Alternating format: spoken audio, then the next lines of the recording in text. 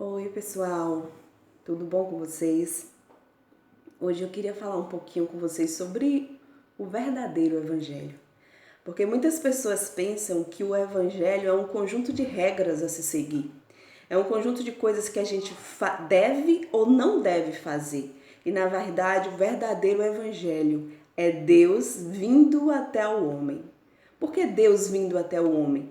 Porque anos se passaram em que o homem tentava se achegar a Deus, tentando cumprir muitas regras, muitas leis para se achegar ao Senhor. Mas eles não conseguiram, nenhum conseguiu. E aí Deus amou tanto cada um de nós que ele resolveu vir até nós, percebendo assim que nós não tínhamos condições de nos achegar a ele.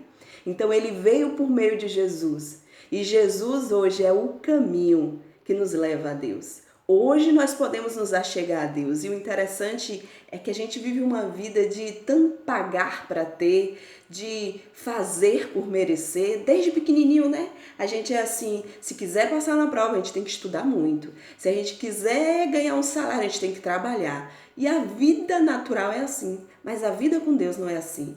É interessante que a vida com Deus você não tem que pagar nada, você simplesmente recebe o que Ele fez para você por fé e de graça. Isso é o Evangelho. O Evangelho é o amor de Deus tão grande, inundando a nossa vida de tal maneira que a gente fica sem compreender. A gente não compreende. Fala sério, quem é de nós que vai olhar para alguém? Você é solteiro e você olha para uma pessoa e olha para aquela pessoa e começa a amar aquela pessoa e começa a pensar naquilo que você tem para dar àquela pessoa. Nenhum de nós nos relacionamos pensando apenas em dar alguma coisa. A primeira coisa que a gente pensa quando a gente se relaciona é aquela pessoa junto comigo. A gente pode ser feliz juntos. O máximo que a gente pode pensar é isso. É que juntos podemos alguma coisa, mas nunca pensamos assim, eu tenho muito para dar àquela pessoa. Eu quero escolher ela porque eu posso ajudar ela, eu amo ela, eu tenho algo para dar a ela. Pois é, foi assim que Deus olhou para a gente. Ele olhou para nós e viu em nós, não tinha nada de bom em nós. O que é que tinha de bom em nós, gente? Pessoas egoístas, pessoas que por mais que muitas vezes pensem no outro, às vezes tem uma motivação escondida no seu coração. Pessoas que não mereciam de jeito nenhum, mas Ele olha para nós e nos ama. Não é lindo isso? Não é? Como é que você se sente sabendo que tem alguém que te ama e te deseja mais do que qualquer um outro alguém? É exatamente assim que Deus olha para você. Ninguém nunca vai te amar como Ele te ama. Ninguém nunca vai te olhar como Ele te olha. Ninguém nunca vai te desejar como Ele te deseja. Deus te deseja tanto que Ele fez o que Ele fez por amor a mim e a você. Ele se fez homem. Ele veio em forma de homem, Jesus, e se entregou naquela cruz, pagando toda a dívida, acabando com a separação que existia entre nós e Ele, simplesmente para se relacionar conosco e nos dar aquilo que Ele tem para nos dar. E tudo que Ele quer e tudo que Ele pede é que a gente creia nesse amor. Porque o mundo nos faz desacreditar desse amor. O mundo está aí para nos mostrar que as pessoas só vêm até nós muitas vezes por interesse. Mas qual o interesse que esse Deus tem em mim e em você? O interesse dele é única e exclusivamente porque ele nos amou de tal maneira. E eu me lembro de uma situação que eu vivi uma certa vez, em que eu estava orando, e eu fui, preparei uma música, e coloquei aquela música, e eu começava a falar com Deus, eu falava assim, Senhor, essa música tá boa pro Senhor? E naquele dia eu fui surpreendida com uma voz tão intensa no meu interior, dizendo assim, essa música tá bom pra você, porque pra mim a única coisa que me importa é você. E aquilo me impressionou, porque muitas vezes a gente escuta tanto o que a gente deve fazer pelo outro, mas pouquíssimas vezes a gente entende que existe um Deus que te ama tanto, que a única preocupação dele é com você. Deus, ele te ama. O que ele quer é você, não é o que você faz. O que você faz tem que ser em resposta àquilo que você recebe dele. Porque eu acredito que uma pessoa que se sente amada, ela tem a sua vida mudada, não por obrigação, mas por resposta a esse amor. Então a religião, muitas vezes, ela coloca muitas regras, né? Muitas regras. Mas Jesus veio simplesmente para que a gente pudesse conhecer o seu amor. E aí, eu estava lendo aqui essa passagem e eu achei muito propícia para esse momento, porque diz assim, ó, lá em João, capítulo 8, versículo 1, diz assim: depois todos foram para casa, mas Jesus foi para o Monte das Oliveiras. Jesus era um homem de oração. Jesus orava muito, viu, gente? Jesus orava muito. De madrugada, ele voltou ao pátio do templo e o povo se reuniu em volta dele. De madrugada, o povo já estava reunido em volta de Jesus. E Jesus estava o quê? Jesus estava sentado, ensinando a todos. Esse era o prazer de Jesus, ensinar. E aí, alguns mestres da lei e fariseus levaram a Jesus uma mulher que tinha sido apanhada em ato de adultério e a obrigaram a ficar de pé no meio de todos e disseram: Mestre, esta mulher foi apanhada no ato de adultério. De acordo com a lei que Moisés nos deu, as mulheres adúlteras devem ser mortas a pedradas. Mas o Senhor, o que é que o Senhor diz sobre isso?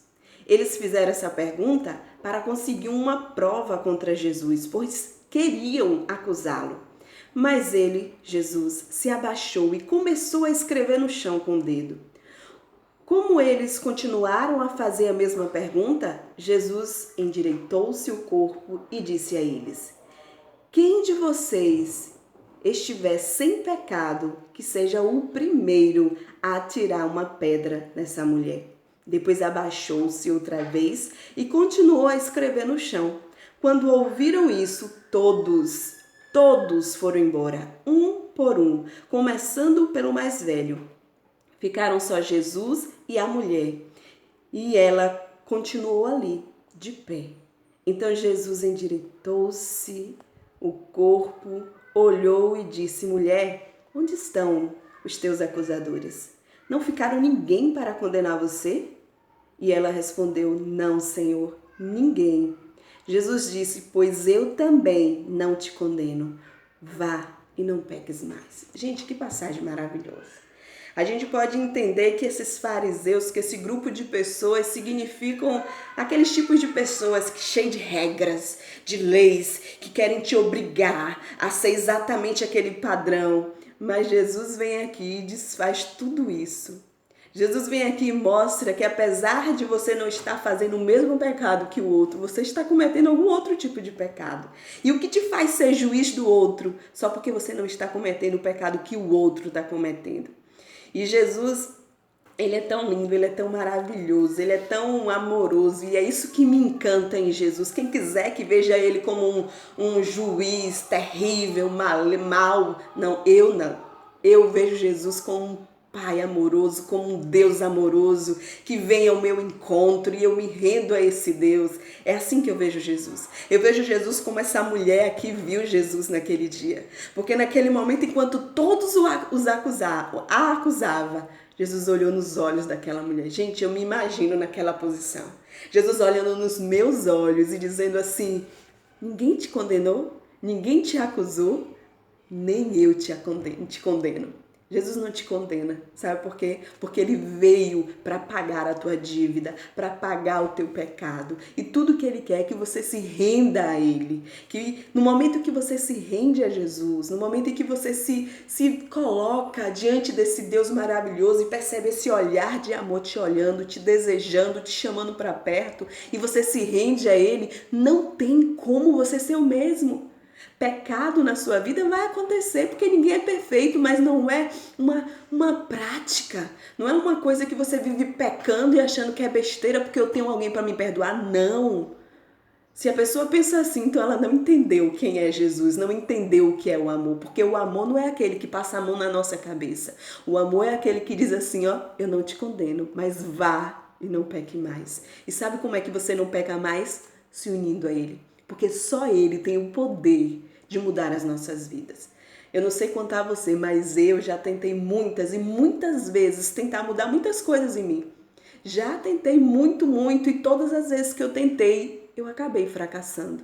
Eu tentava ser alguém que eu não era, eu tentava fazer coisas que não era normal de minha natureza. Eu me esforçava. Mais uma vez, é por isso que eu sou apaixonada por esse livro de João. Uma vez eu fui ler lá João capítulo 15 e ele diz assim, Jaqueline, você não pode fazer nada sem mim. E é isso que nós precisamos entender. Mudanças, elas vão acontecer na minha e na sua vida, mas desde que a gente entenda que é Ele em nós. Quanto mais nos dedicamos a Ele, quanto mais nos aproximamos dEle, quanto mais contemplamos esse amor, essa bondade de Deus e nos relacionamos com ela, mas esse amor de Deus, essa presença de Deus, Ele muda a gente por dentro. E é uma obra que é Ele que faz, não é nós. A Bíblia fala que aquele que começou a boa obra em nós, Ele vai concluir. E qual é a minha função então, Jaqueline? Não é me esforçar para mudar, não. A minha posição é fazer de tudo para permanecer olhando para Ele, crendo nele, desfrutando dele, porque quanto mais eu desfruto dele, mais eu sou transformado. Sabe aquela história de que quem anda com porcos, farelo come? A mesma coisa é verdadeira ao contrário. Se você começa a caminhar com Deus, olhar para Deus por meio da palavra dele, por meio de uma vida de oração, de comunhão, isso te muda. E aí você percebe que não tem nada a ver com os seus esforços para mudar. Porque quando eu começo a me esforçar para mudar, então eu vou achar que o mérito é meu. Eu mudei porque eu me esforcei. Agora vocês também têm que se esforçar e têm que mudar. E o evangelho não é isso. O Evangelho é Deus em nós, a esperança da glória. O Evangelho é Deus em nós fazendo e a gente só manifestando aquilo que Ele está fazendo em nós. É de dentro para fora. Muitas vezes a gente tenta fazer o contrário, a gente quer mudar de fora para dentro. A gente ouve, a gente vê e a gente quer fazer. A gente quer enquadrar, a gente quer se enquadrar naquilo. E a gente até consegue por um tempo.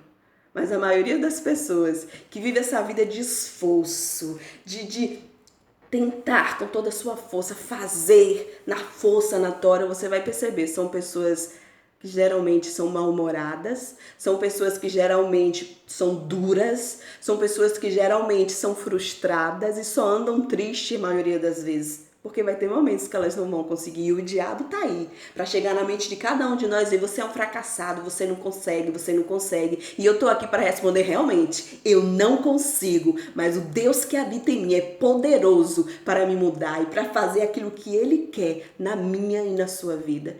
Então, o meu convite para você nesse dia, nesta hora, é que você se volte para Deus, que você deixe esse amor penetrar em você, que você se olhe agora e veja aquele que te amou de tal maneira, se achegando até você e te olhando como ninguém nunca vai te olhar, te desejando como ninguém mais vai te desejar. Ele escolheu te amar. Ele escolheu estar contigo e Ele é aquele que vem ao nosso encontro. Não foi você que foi ao encontro dele, não. É Ele que vem ao teu encontro e te encontra e te diz, estou aqui. É por graça e não por força, para que ninguém se glorie. É por amor. Deus nos amou, Ele se entregou e Ele quer simplesmente que a gente desfrute dessa vida leve. Lembra quando Ele disse... Vem a mim, todos vós que estáis cansados e sobrecarregados. Ele estava falando isso comigo e com você, que muitas vezes nós estamos sobrecarregados de regras, de coisas e mais coisas. Vinde a mim que eu vou te aliviar. Ele é o único que pode nos aliviar.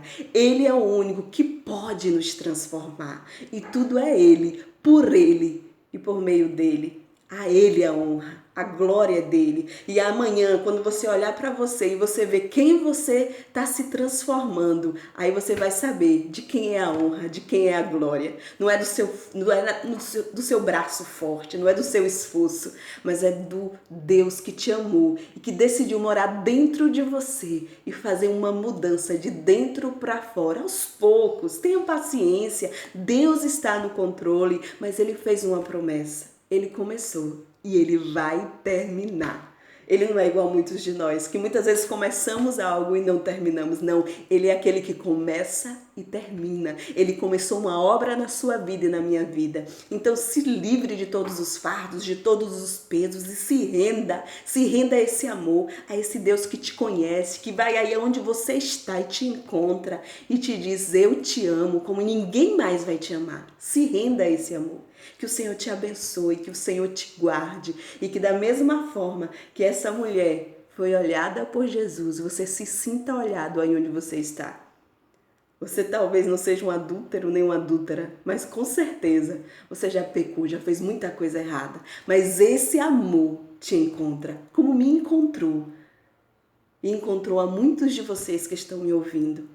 Esse amor nos encontrou e esse amor quer encontrar muito mais pessoas. E eu creio que esse amor está encontrando agora novos corações para ser derramado. Jesus te ama. Jesus te chamou e te escolheu para ser dele e não por aquilo que tu pode fazer ou oferecer a ele, mas porque ele te ama. Amém? Que Deus te abençoe. Vamos orar. Pai querido e amado, obrigado pela tua palavra, que é a verdade. Tua palavra diz: conhecereis a verdade nos libertará. E nós realmente queremos ser livres, meu Pai, de todas os pesos que muitas vezes têm vindo contra nós, Pai. Queremos nos lançar nos teus braços de amor, nos render diante do Senhor e dizer obrigado, obrigado por nos amar, obrigado por nos acolher com os teus braços de amor. Nós nos rendemos a Ti. Pai, eu te peço uma bênção especial pela vida dessa pessoa que me ouve neste momento, que ela possa, Senhor, ser encontrada pelo Teu amor, que ela possa ser encontrada pela Tua graça e que esse amor, essa graça inunde o coração dessa pessoa de tal maneira que ela se sinta verdadeiramente desejada e amada pelo Senhor, porque é isso que elas são. Obrigado por tudo que o Senhor tem feito, Pai. Abençoa-nos, meu Pai, com a Tua presença, com o Teu amor. Fica conosco, em nome de Jesus. Amém. E que Deus te abençoe.